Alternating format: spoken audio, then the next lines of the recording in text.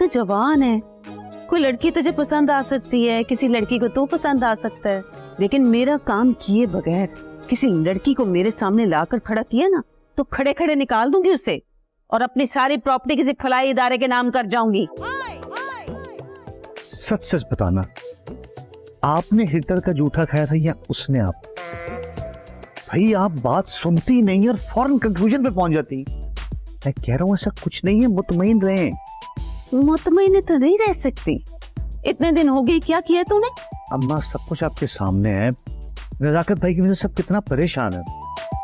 अकल के अंधे, इससे अच्छा मौका नहीं मिलेगा तुझे। अच्छा, आपका मतलब है कि हमदर्दी, कमदा टैप। ओके, शुक्र है अल्लाह का, कुछ तो जहानत लेकर पैदा हुआ है मेरी तू। मैं ऐसी बात नहीं है, मैं आपसे ज्यादा ज़हीन हूं वैसे।